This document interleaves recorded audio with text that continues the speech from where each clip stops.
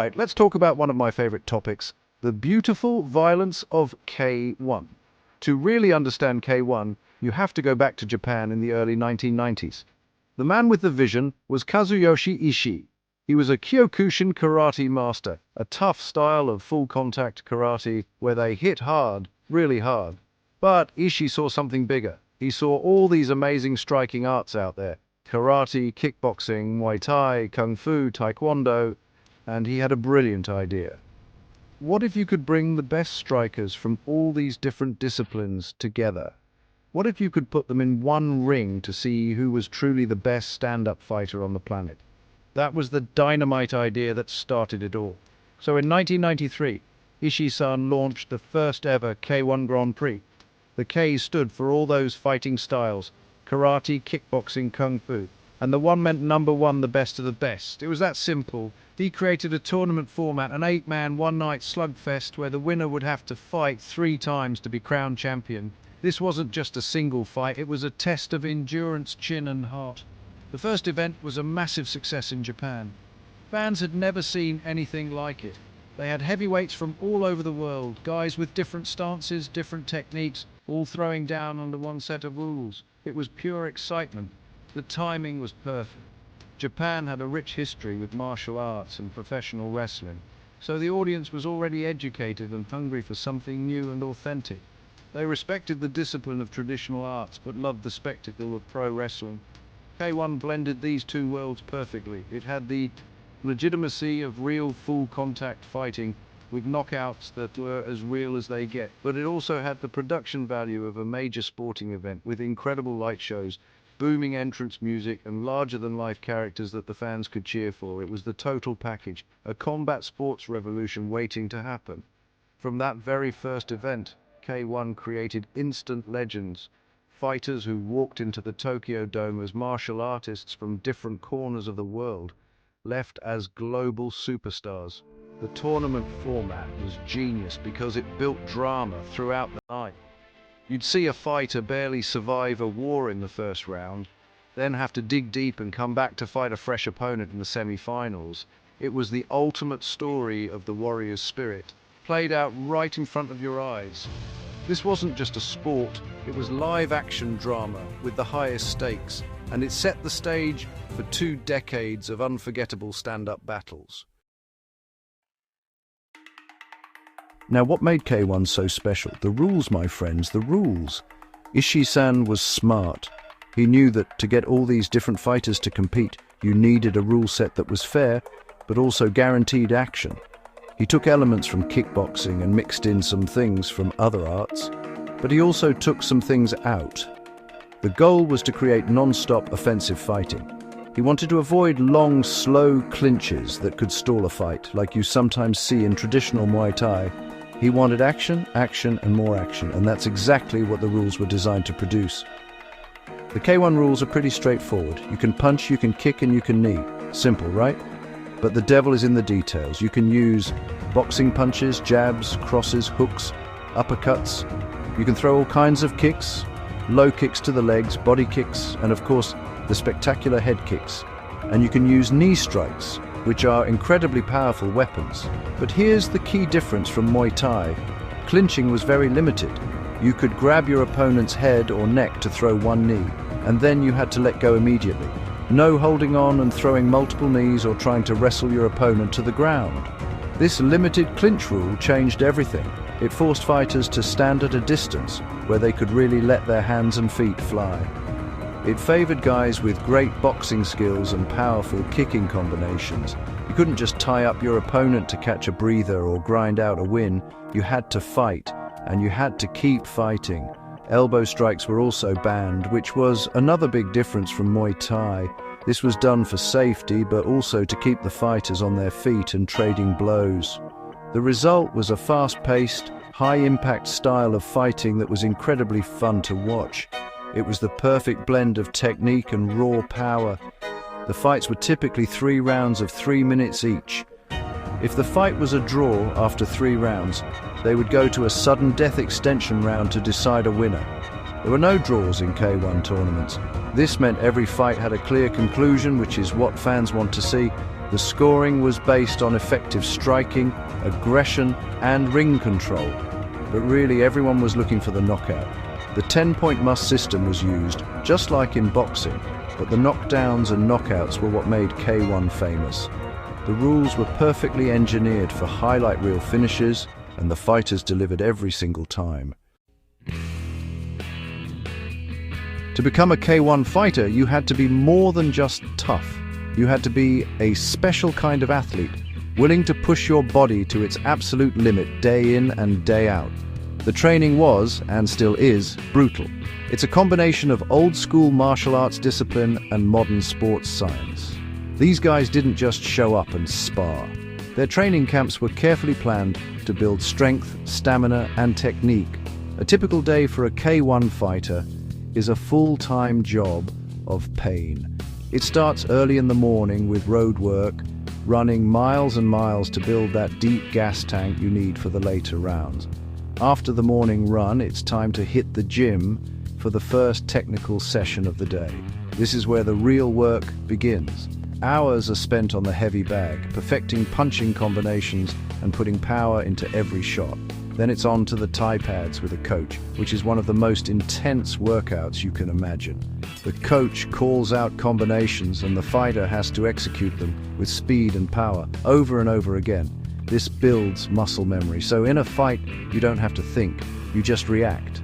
Pad work sharpens your kicks, knees and punches, and it absolutely destroys your cardio. But that's just one part of the day. A fighter also has to spend a lot of time on strength and conditioning. This isn't bodybuilding, it's functional strength training. They do explosive exercises like plyometrics, kettlebell swings, and sled pushes to build power that translates directly into the ring.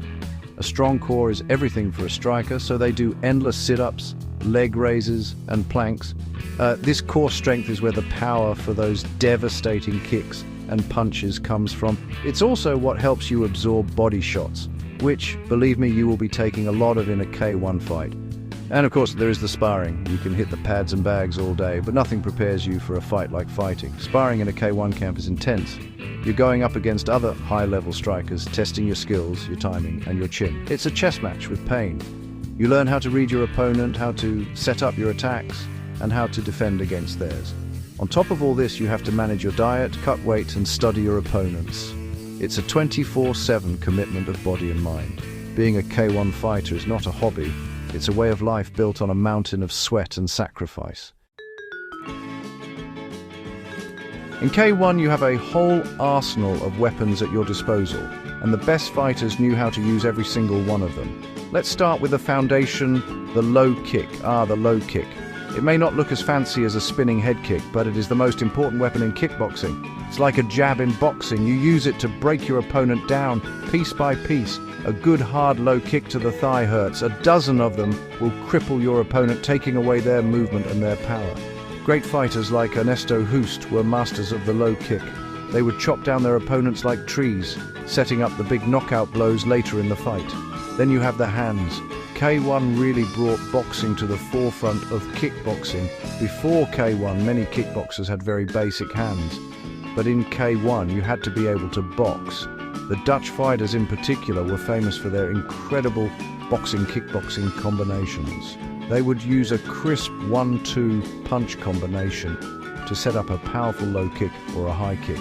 Or they would use a kick to get their opponent to lower their guard, then come over the top with a big overhand right. The ability to seamlessly blend punches and kicks is what separates the good from the great in K1. It's about creating openings and exploiting them instantly. Of course, we have to talk about the showstoppers, the high kicks. There is nothing in combat sports more beautiful or more final than a perfectly timed head kick. Fighters like Mirko Cro Cop became legends because of their lightning-fast and ridiculously powerful high kicks. His famous line was right leg, hospital, left leg, cemetery. And he wasn't kidding. The setup is everything. You might throw a few body kicks to get your opponent used to blocking low, then bam, you switch it up and go high. Or you can use a punch to distract them for just a split second. That's all the time you need. If it lands clean, the lights go out. It's the ultimate fight-ending technique. Finally, let's not forget the knees. Under K1 rules, The knee from the single collar tie was a devastating weapon. A tall fighter like Semmy Schilt was a nightmare in the clinch. He could grab the back of your head, pull you down into a perfectly aimed knee strike to the face or body, and that would be the end of the fight. The flying knee was another spectacular technique used by athletic fighters like Remy Bonjasky. They would leap through the air and drive their knee forward with incredible force. These techniques made K1 an explosive and unpredictable sport, where a fight could end in a blink of an eye from any number of attacks.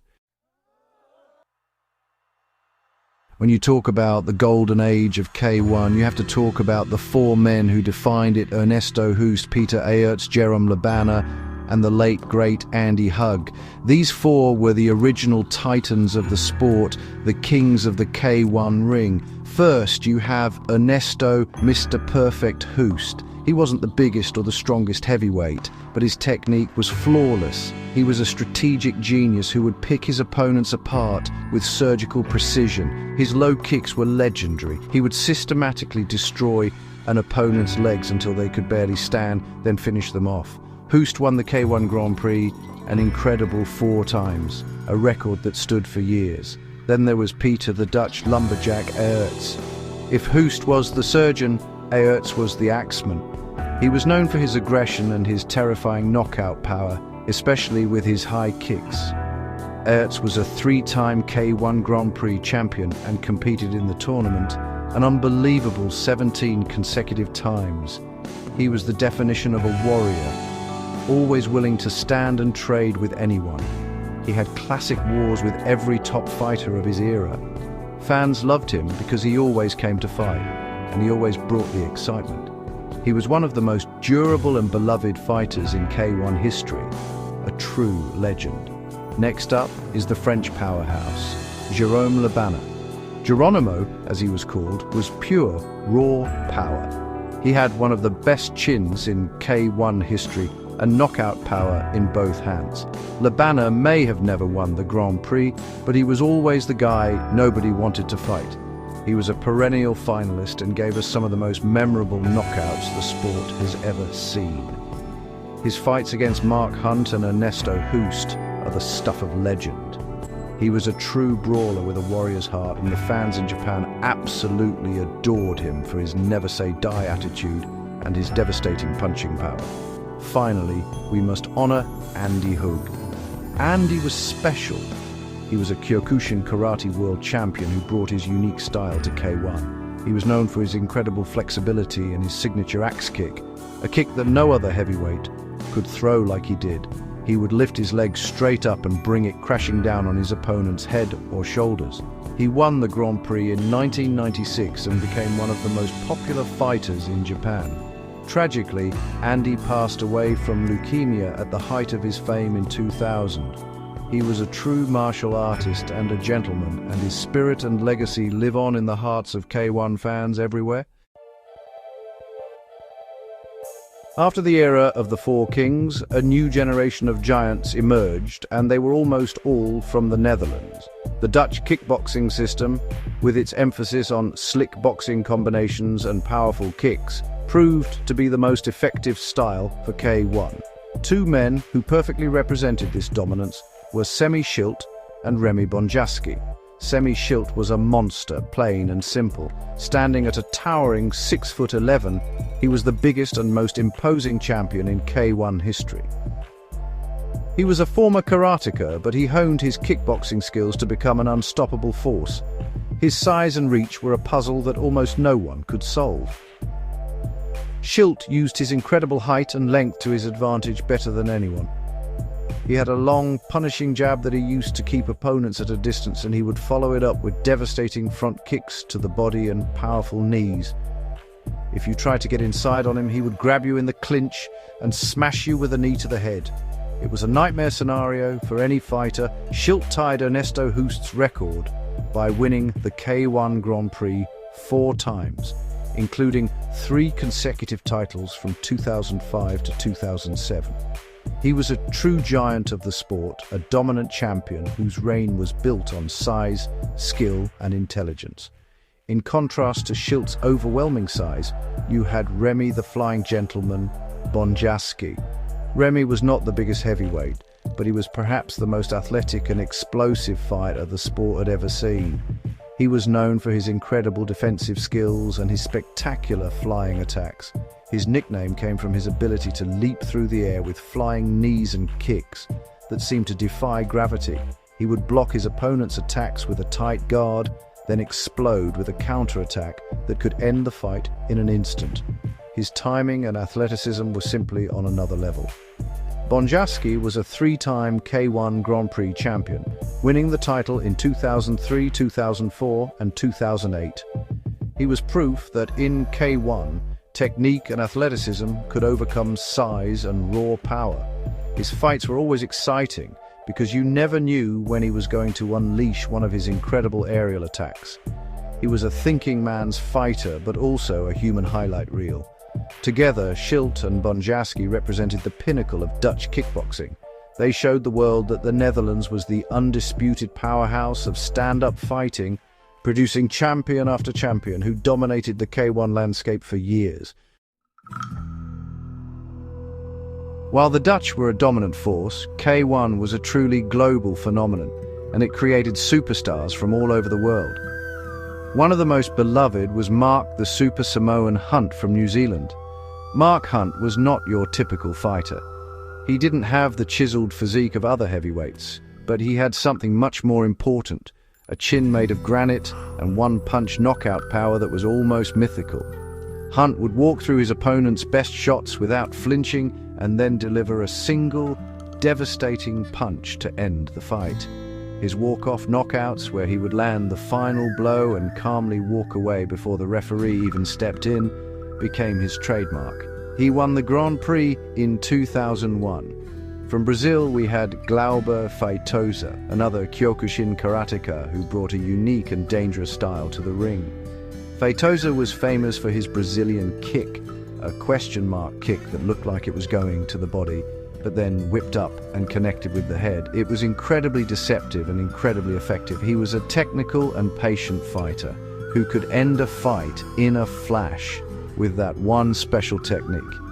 He was a constant threat in the heavyweight division and made it all the way to the Grand Prix finals in 2005, proving that the karate star was still very effective at the highest level of K1. Then you had the Croatian sensation, Mirko Cro Cop Filipovic. Before he became a star in Pride and the UFC, Cro Cop made his name in K1 as one of the most feared strikers on the planet. He was a former Special Forces police officer, which earned him the nickname Cro Cop. His striking was clinical and brutal. He had fantastic boxing, but it was his left high kick that was the stuff of nightmares. It was blindingly fast and unbelievably powerful. Everyone knew it was coming, but very few could stop it. His motto, right leg, hospital, left leg, cemetery, was no joke. He became a massive star in Japan and around the world because of his cool demeanor and his lethal finishing ability. And we can't forget about fighters from the United States like the powerful Bob the Beast Sapp, who became a cultural phenomenon in Japan, or Ray Sugarfoot Sefo, a tough-as-nails fighter from New Zealand with amazing boxing and a legendary chin. There was also Badr the Golden Boy Hari from Morocco, a controversial but incredibly talented and aggressive fighter with killer instinct. K1 wasn't just a Japanese or Dutch league. It was a global stage where fighters from every country and every background could come and prove they were the best. This international flavor was a huge part of its appeal and success. K1's popularity didn't stay confined to Japan for long. The fire that started in the Tokyo Dome quickly spread across the globe, captivating fight fans everywhere. A big reason for this was television and, later, the internet. K1 events were broadcast all over the world. In Europe, especially in the Netherlands, K1 was huge. Fans could watch their hometown heroes like Peter Aerts and Ernesto Hoost compete on the biggest stage and become national icons. The success of these Dutch fighters created a massive kickboxing boom in the Netherlands, and gyms were filled with kids who wanted to be the next K1 champion. In countries like Croatia, Mirko Cro Cop was a national hero. In New Zealand, Mark Hunt was a household name. K1 wasn't just putting on fights, it was creating global sports heroes. The promotion also started holding events outside of Japan. They held K1 Grand Prix qualifying tournaments in Las Vegas, Paris, Oceania, and all over Europe. This gave local fighters a chance to compete for a spot in the big show, the World Grand Prix final in Japan. It was a brilliant strategy that built a worldwide fan base and created a global talent pool. Fans in America could cheer for an American fighter trying to make it to the finals, just as fans in France could cheer for theirs. The rise of the internet and video sharing sites in the 2000s took K1's popularity to a whole new level. Suddenly, fans from anywhere in the world could watch highlight videos of incredible knockouts. You didn't have to wait for it to be on TV. You could go online and watch Mirko Cro Cop's head kicks or Mark Hunt's walk-off knockouts over and over again. This created a new generation of fans who might not have had access to the full events but fell in love with the sport through these explosive clips. K1 was perfectly suited for the internet age. It was all action and highlight reels. K1 also had a huge influence on the development of other combat sports, especially mixed martial arts. Many of the best strikers in MMA history, like Cro Cop, Alistair Overeem and Mark Hunt, came from K1. They brought that high-level, elite striking with them to the cage and showed the importance of having a strong stand-up game. MMA fighters started cross-training in kickboxing to improve their skills, and many adopted the Dutch kickboxing style that was so successful in K1. In this way, K1's DNA is woven into the fabric of modern MMA. It raised the bar for what it means to be a great striker. So, when we look back at the legacy of K1, what do we see? It's more than just a collection of great fights and knockouts. K1 represents the spirit of martial arts in its purest form, the quest to find out who is the best. It brought together different styles, not to prove one was better than another, but to celebrate the skill and power of all striking arts. A karate master, a kickboxer, and a Muay Thai fighter could all enter the same ring, test their skills against each other with respect, and push the sport forward. That is a beautiful thing. It's a celebration of diversity in combat. K1 also taught us about the values of discipline and perseverance. To compete at that level required a lifetime of dedication. You see the glory of the knockout in the ring, but you don't see the thousands of hours spent in the gym, the sweat, the injuries, and the sacrifice. These fighters push their bodies and minds to the breaking point, all for a chance at greatness. The one-night tournament format was the ultimate test of this spirit. Winning 3 fights against the world's best heavyweights in a single evening is one of the hardest achievements in all of sports. It requires a level of heart and toughness that is almost superhuman. The respect shown in K1 is another crucial part of its legacy. Despite the brutal nature of the fights, there was almost always a deep sense of respect between the fighters. They would bow to each other before the fight, and after trying to take each other's heads off for 9 minutes, they would embrace. They understood that they were warriors, engaged in the same difficult journey. This is the essence of martial arts, the balance between fierce competition and profound respect for your opponent. It's a lesson that goes far beyond the ring. It teaches you to be humble in victory and gracious in defeat. Today, the world of combat sports has changed, but the spirit of K1 lives on. It continues to inspire new generations of fighters and fans who appreciate the art of striking. It set the standard for production, storytelling, and pure excitement in combat sports. K1 proved that a sport could be both incredibly entertaining and deeply respectful of martial arts tradition. It gave us legends, it gave us unforgettable moments, and it carved out a special place in history. It was, and always will be, the ultimate theatre of stand-up combat, a place where legends were forged in fire and a legacy of strength and honor was built.